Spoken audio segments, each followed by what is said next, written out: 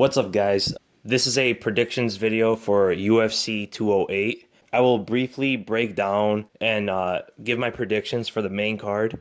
First, as the card as a whole. There are some interesting matchups. There's some fun fights. Each fight has a big favorite. Maybe not officially on betting odds, but like if you see Holm and Jermaine, most people are going to pick Holm. Anderson Silva and Derek Brunson, most people are going to pick Anderson Silva. And Jacare versus Boetsch, people are going to pick Jacare, etc. Right? These fights are going to be closer than what people actually think. So I'm really excited to see this. Everybody loves upsets, though. So this could be the card of the upsets. First, so we'll look at Dustin Poirier versus Jim Miller. With this fight, Dustin Poirier is the more well-rounded fighter. He's a better striker. But Jim Miller obviously has the ground advantage. He has the grappling advantage over Poirier. But he's no slouch on the ground himself.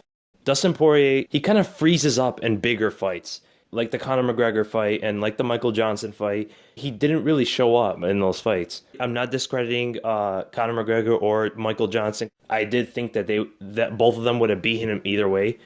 There's not too much on the line on this fight, so he might not have the pressure that he had in those fights. And he did mention that he lets his emotions get to him. Conor McGregor and Michael Johnson were able to get in his head, and he admits it. Jim Miller, this guy's been around forever. He's fought some elite fighters. His stand-ups needs a lot of work, but he's really scrappy. He's really tough. He pushes through everything on the feet, and he wants to get on the ground. That's where he always wants to go. So with this fight, I have to go with Dustin Poirier. I think he will outclass Jim Miller on the feet. And I don't think Jim Miller will be able to get Poirier to the ground unless Poirier takes him down. And if Poirier takes him down, he's going to be in big trouble. So in this fight, I'm going to go with Poirier. I'll probably say decision or a late TKO. And then we go to Glover Teixeira versus Cannonier. This is an interesting fight. No one really knows who Cannonier is, but he used to be a heavyweight. He's a very strong, and he's an aggressive fighter. And Glover is coming off a devastating knockout. And we don't know how Glover's going to show up. He's never been knocked out in his career, right? Before the Anthony Johnson fight. And he got knocked out cold in 13 seconds with the very first punch. That can do a lot to your ego. That can do a lot to your self-concept. That can really destroy your self-esteem. We'll see how Glover shows up. Cannonier, he's a pretty good grappler. He's very strong. He has some decent boxing skills. Glover Teixeira has very good boxing. And not only does he have good boxing, he has some elite jiu-jitsu. His ground game is solid as it can get. He doesn't throw too many kicks. He's really boxing heavy. He takes a boxing approach. He doesn't really have too much footwork. He likes to be super aggressive to the opponent, and Cannonier is also very aggressive. So this fight could be fireworks. This fight most likely is not going to decision. So if I have to pick, I'll go with Glover Teixeira by second round submission. I'll go. If he does not show up, I predict a big upset for Cannonier to knock out Glover Teixeira or TKO him on the ground. Jacare Sosa versus Tim Boetsch. Okay. Everybody's picking Jacare, right? Everybody's picking Jacare. No one's giving Tim Boetsch a chance. And I don't think it's going to be as easy as people say it's going to be. I think Boetsch can give Jacare problems.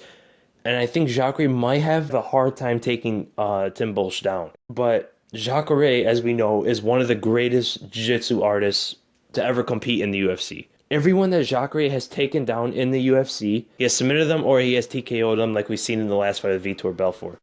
Besides Francis Carmont, and Jacare has explosive power in his hands. People are worried about him taking them down, but then they get caught with the overhand right or the body shot. Jacare is very dangerous. Tim Boetsch is a tough fighter. He's not too technically sound anywhere. He kind of just relies on his heart and his toughness and his power. My prediction for this fight, I see Jacare submitting Tim Boetsch in the first 2 rounds. Jacare has to get the title shot after this fight. Has to get the title shot.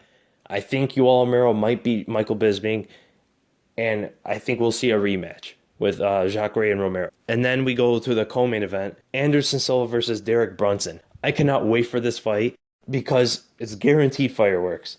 If you like the sport for the entertainment, you will be entertained in this fight. I guarantee it.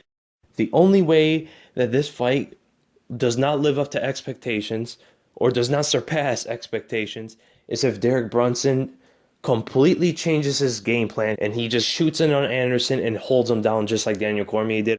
But I don't think Derek Brunson has that in him, really. I think he'll come out in the fight and he will try to take Anderson down early, but I think there'll come a point where Derek Brunson just has to try to knock Anderson out.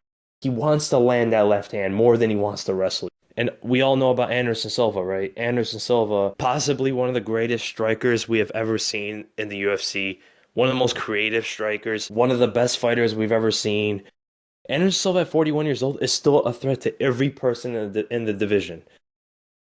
What I really see in this fight, I see Derek Brunson coming out early, wrestling heavy. He was trying to take Anderson down. I think he'll try to fake a left shot and then try to take Anderson down. I think Anderson's takedown defense will surprise people in this fight. I think he'll be able to stop some of his takedowns. And even if he doesn't, I don't see Derek Brunson landing really anything on top. I see Anderson be able to tie up with Derek Brunson on the ground, similar to the way he did with Daniel Cormier. I do see Anderson getting up, and I do see a devastating knockout. I see Anderson Silva landing a counter shot on Derek Brunson, and I see Derek Brunson shelling up after that. I see him shelling up, and I see Anderson just picking him apart, being the sniper that he is, just hitting Derek Brunson through the gloves and hitting him in the body, and then eventually Derek Brunson will go down. That's how I see the fight. I see the fight ending second or third round TKO by Anderson Silva. And then we go to the main event. Stylistically and technically, this is the most interesting fight of the night. More interesting than all the other fights. We have the two of the three most decorated strikers in the UFC's women's divisions. The three most decorated strikers are Holly Holm, Germaine de Randamie, and also Valentina Shevchenko. Germaine de Randamie, undefeated in Muay Thai, I think like a 10-time champion or something, and Holly Holm's a 18-time boxing world champion. They had very, very well careers in those other striking sports, but now they come into MMA and they're fighting. How would this fight play out? Well, first, Holly Holm, as we all know, Holly Holm, she's very good at footwork, very hard to hit. Holly Holm's keys to win in this fight, she has to use her movement. She has to use that movement. It has to be constant. There's no problem with that for her. She's always moving. It's going to be tough for her to pick the distance. What she wants to do, she wants to go in and out. She wants to do almost like a Conor McGregor kind of strategy where you come in and out. You go in and out. You don't stay in one spot. She cannot stay on the outside and she cannot stay on the inside because Germaine de Randamie has a reach advantage, which is the first time in Holly Holm's career. No one in MMA has ever had a reach advantage over Holly Holm, and Germaine has a 2 to 3 inch reach advantage, and she's taller. And Germaine has wicked power. So Holly Holm will have to use that move. The movement is going to be the biggest factor in this fight for Holly Holm. And it has to be as sharp as ever because she's not fighting Ronda Rousey this time. She's fighting a decorated striker who has a lot of experience in striking, in that distance, all the aspects of striking. This is a 5-round fight. We've never seen Germaine in a 5-round fight. You know, she finishes most of her fights, so I think that's what she's going to look for in this fight. Well, Holly Holm, she has to use her movement. She has to go in and out, in and out, in and out. It's going to be a very tiring game plan. It's going to be a very tiring approach to the fight. But it's her best bet. This is the X factor of the fight. I think Holly Holm will use a wrestling approach too. I think she will try to take Germaine down. As Germaine commits to her right overhand or right straight, I think Holly Holm will try to go under it and get a double leg. The thing that tells me why Holly Holm would go with the wrestling, one, we have seen her. She has taken down Ronda Rousey before. She's taken her down pretty easily too. And also, she's trained with Greg Jackson and Mike Winkeljohn. Greg Jackson and Mike Winkeljohn, they like to game plan on the opponent's weaknesses, right? That's why we've seen Donald Cerrone taking down some of his opponents recently, which he's never really done before. Germaine's biggest weakness, and probably her only weakness, is just her grappling overall. Every loss of hers was because of her grappling deficiency. Okay, we seen it with the Amanda Nunes fight. Amanda Nunes instantly just took the fight to the ground and just stopped Germaine. Germaine couldn't really do anything to her. But Germaine has been really confident in talking up her grappling recently. It's very hard to tell how the grappling is really going to go out, but I think Holly Holm is going to be the first one to initiate the ground game. For Germaine de Randamie has insane power. She's very dynamic in everything she throws, very, very explosive. Her kicks, her knees, and her elbows, and her punches, she throws all of them. With her, she's a very aggressive, flat-footed at times, but she can definitely move. There have been fights where she has shown some footwork, but she's very aggressive. She likes to go forward and she likes to get in there and brawl. And she likes to throw heavy leather. She likes to throw heavy punches. The keys for Germaine de Randamie, she has to cut Holly Holm off, obviously, trap her against the cage, use her reach, and she wants the clinch. She wants the Muay Thai plum. Throw some knees and elbows. That is Germaine's strongest point in this fight. The differential between Holly Holm and Germaine de Randamie is going to be the greatest in Germaine's favor if it gets in the clinch. And also, as Holly Holm does move around, Germaine will want to throw leg kicks, a lot of leg kicks, to slow Holly Holm down and also weaken the spring in Holly Holm. Holly Holm doesn't have the strongest punches, but her kicks are very heavy. The most dangerous weapon on the feet is going to be Holly Holm's kicks. Head kicks and also the blitz.